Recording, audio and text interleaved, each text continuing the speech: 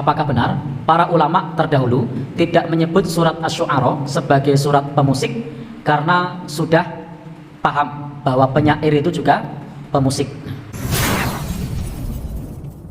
Bismillahirrahmanirrahim. Assalamualaikum warahmatullahi wabarakatuh. Kaum muslimin yang semoga dirahmati Allah subhanahu wa ta'ala. Pada video kali ini kita akan mendengarkan penjelasan beberapa ustadz, di antaranya Ustadz Mujimin tentang surat Asy-Syu'ara yang ramai diperbincangkan saat ini. Mari kita simak bersama. Baik, ini pertanyaan yang dalam bagi saya, karena saya tidak punya kemampuan untuk menganalisis secara bahasa. Saya tidak punya kemampuan untuk menganalisis secara bahasa. Saya tidak punya kemampuan untuk menganalisis dari sumber-sumber yang lain. Tetapi yang saya temukan, biasanya di dalam Al-Quran itu kalau ada makna yang berbeda di dalam tafsir, maka para ulama ahli tafsir itu akan memberikan nama yang berbeda. Contoh, surat di dalam Al-Quran yang punya potensi nama yang lain, maka ulama akan menamai itu Al-Fatihah. Al-Fatihah itu dinamai dengan nama yang banyak.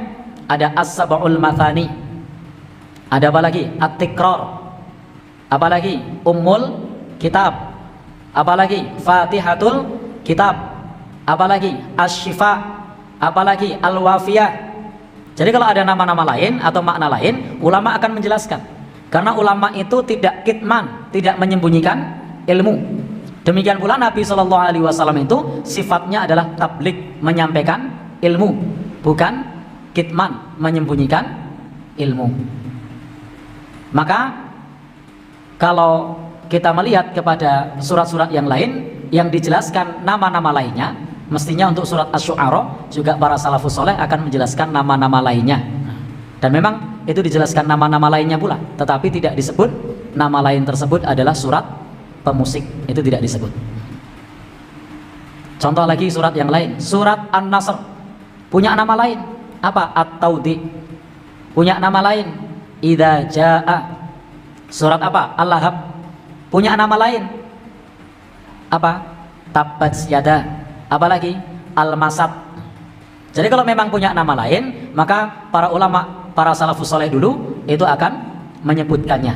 Jadi akan menyebutkannya, sehingga para pembaca tafsir itu akan memahami. Dan saya pribadi itu statusnya bukan sebagai seorang yang mampu menganalisis, saya hanya qori yang membaca tafsir.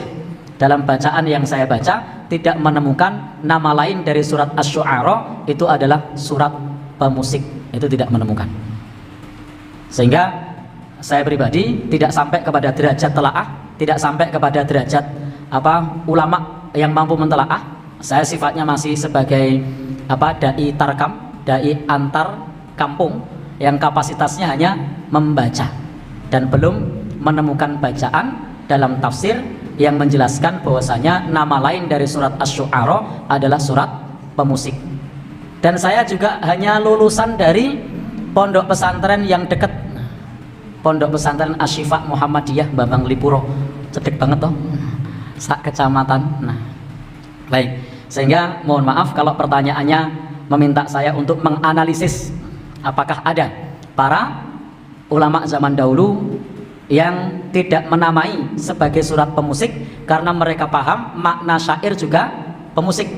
Saya tidak mampu untuk menganalisa itu karena memang itu bukan kapasitas saya. Yang saya jawab adalah dari bahan bacaan yang ada tidak menemukan para ulama menamai surat Asy-Syu'ara dengan nama surat pemusik.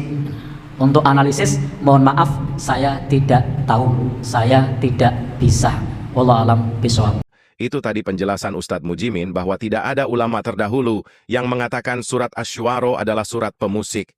Dan tidak mungkin para ulama terdahulu menyembunyikan ilmu tentang hal tersebut. Selain Ustadz Mujimin, Ustadz Firanda juga menjelaskan bahwa syair itu bukan musik.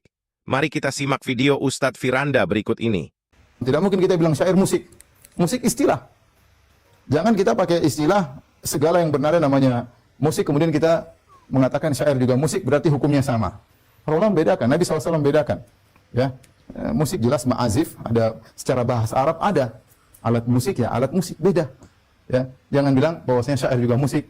Kemudian ada pemusik Rasulullah namanya Hasan bin Thabit radhiyallahu taala anhu, tentunya adalah suatu kesalahan besar. Apakah dia tidak tahu, maka harusnya dia berusaha belajar, atau dia sudah tahu tapi dia berusaha untuk melegalkan apa yang sudah dia yakini, apa yang dia sudah sukai, sehingga dia meninggalkan perkataan ulama, perkataan madhab, ya, kemudian dia mengatakan halal dengan menyamakan antara musik dengan syair. Wallahu a'lam.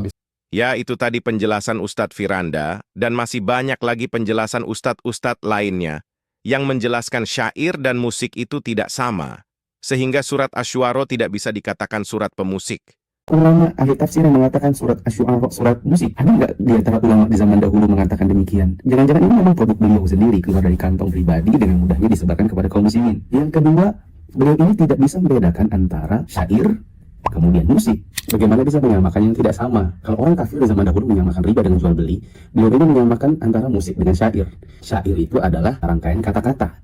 Kalau kemudian dinadakan, namanya nasyid. Jadi sudah jelas ya dari beberapa ustadz yang kita lihat, penjelasannya bersama mengenai surat Asy-Syu'ara adalah para penyair, bukan pemusik. Sekian dulu video dari kami, mohon maaf jika ada kata yang salah.